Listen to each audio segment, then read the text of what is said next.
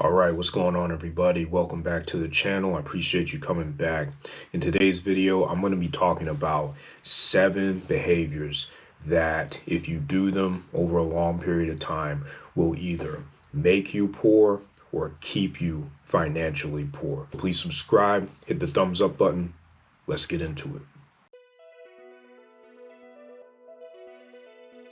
First behavior that will either make you or keep you at the point where you have very little money is maxing out credit cards or using credit cards and only paying the minimum payment at the end of every month. So the way this works is that, let's say you go out and you have a credit card that has an $8,000 limit, and you go out and you take a vacation and you put $5,000 down on the credit card. You use your credit card for your vacation. Get your statement the month after you get back from your vacation, and it says that you owe $5,000, but that your minimum payment is only $100. And you keep making that minimum payment, and you think everything is okay. You're like, oh yeah, I'm paying this off.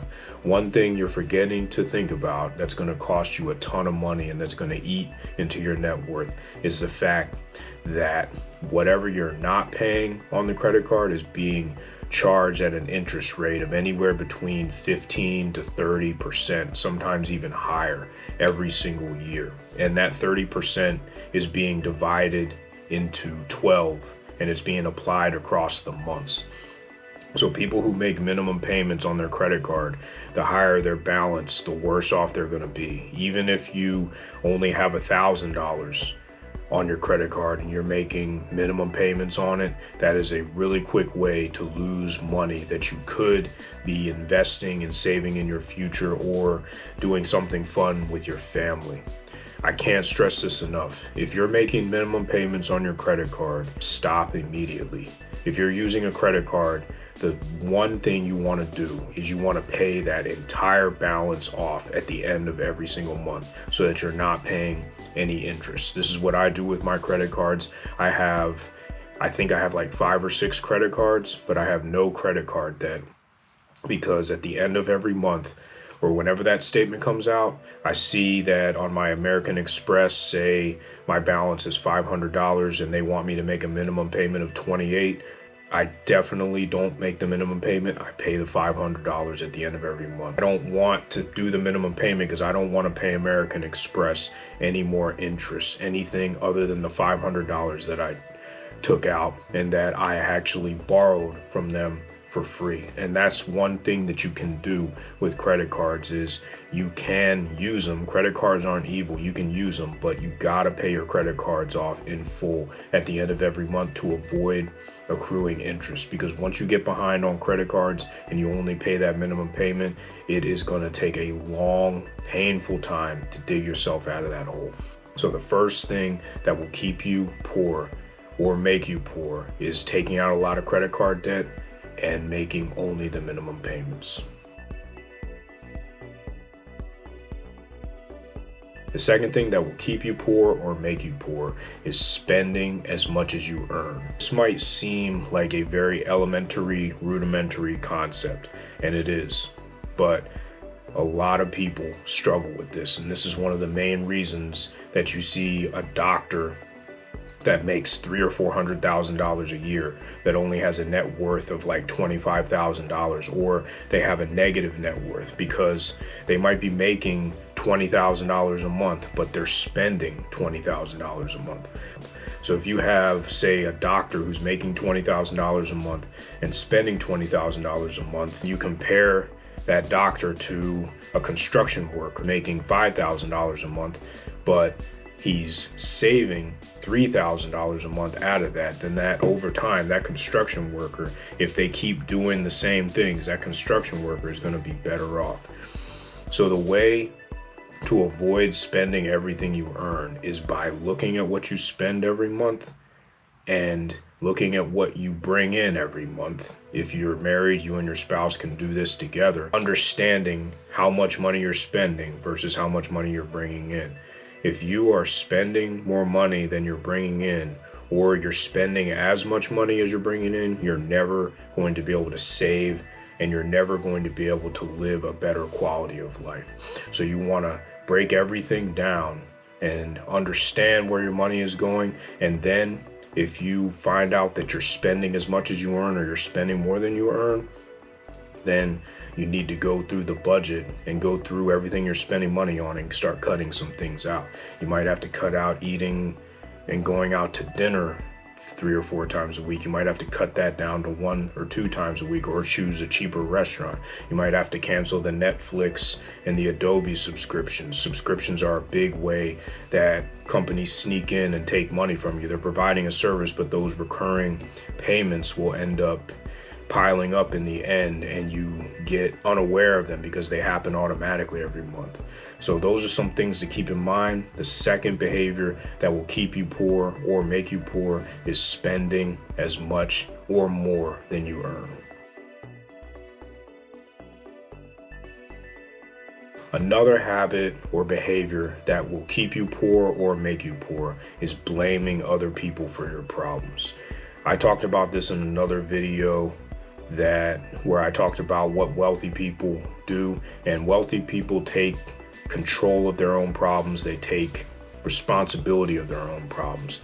Now, I can see a direct corollary with some people that I've met in my life on both sides. I've seen people, some of the more successful people that I've met in my life are people who always take ownership of their problems. Whereas some of the people who are having more trouble in their life, I can always trace back and see that they blame other people for their problems and they don't take responsibility for their actions. And that's something that I struggle with as well, because I've had some things happen to me in the past that I didn't necessarily think was my fault, but I learned the hard way that you just have to take ownership of the problems that you're involved in so that you can start solving them.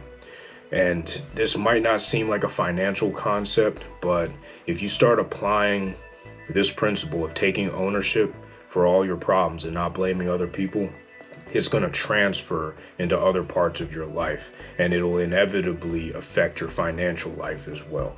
So if you want to avoid being poor, and you want to keep raising up your standard of living, start taking responsibility for your own problems, take responsibility and ownership of your problems, and just keep moving forward so that you can fix them.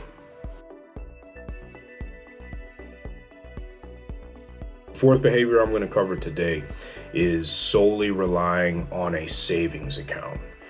Now, a lot of people will argue and say, oh no, everyone has a savings account. You should have a savings account. Yeah, you should have a savings account, but it's not necessary these days. But if you have it, you shouldn't really keep all that much money in it, maybe an emergency fund of $1,000 or $2,000. But the reason why solely relying on a savings account and not investing your money in the stock market or in real estate or an investment that appreciates over time is because of inflation.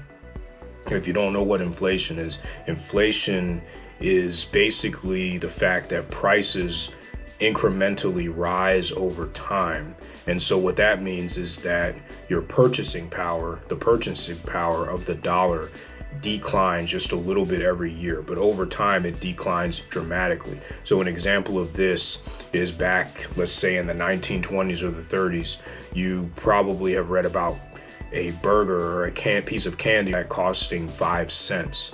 Well, it wasn't cheaper than it was today, but money was worth more. Now a hamburger from McDonald's or Burger King is going to cost $1 or $2 depending on what you get. So that's an example of inflation. If you just park all your money into a savings account or a certificate of deposit account that gets a 0.5% interest rate, so you get a 0.5% rate of return, it's not going to be able to keep up with inflation, because inflation hovers around 2 or 3% every year, sometimes 1%.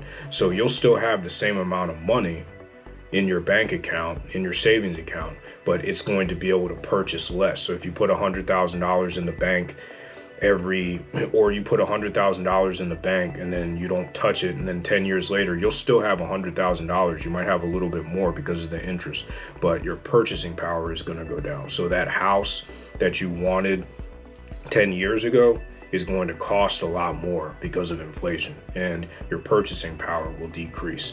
So what you have to do is you have to invest your money. One great thing to invest in is a total stock market index like VTSAX or VTI from Vanguard, and the equivalents in Schwab, Fidelity, and these other companies that offer total stock market index funds, which I can go into another video. And they follow the stock market basically, so you're getting the returns of the stock market, which has averaged 12% return over the past 100 years, which will absolutely keep up with inflation. So the fourth thing, you don't want to rely on a savings account only. You have to seek out good investments like a total stock market index fund to put your money into so that your purchasing power keeps up with inflation.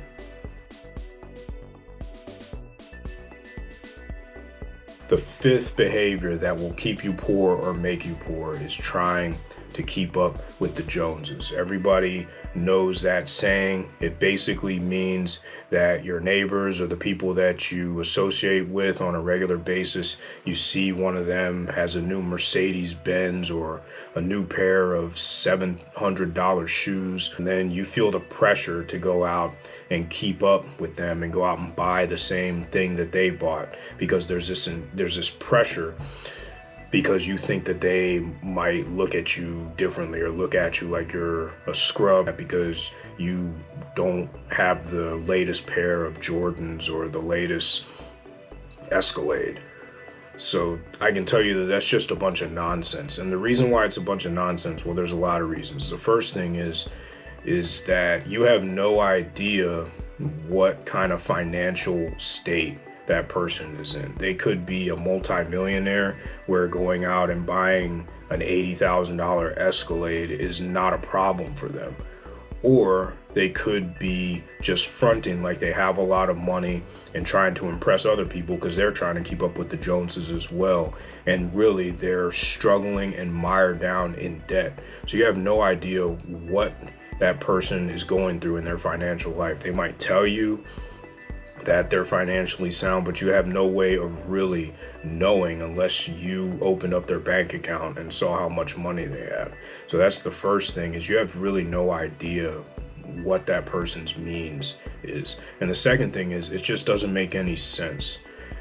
You got to do things differently to become wealthy, and going out and buying depreciating assets doesn't help you increase your net worth so that you can do the things you want to do later in life. It doesn't make any sense. You got to do things differently. And most of the people that are out there pretending like they have a lot of money, they actually don't. It's the people who drive around in modest cars, who don't wear $1,000 or $2,000 suits or expensive shoes. They're the ones that understand the value of delayed gratification and of saving and investing their money so that they have more later down the road. So don't try to keep up with the Joneses. I know that there's that pressure, especially if you live in an area where people consume at a high rate, where they just spend money like it's going out of style. But resist the pressure to keep up with the Joneses.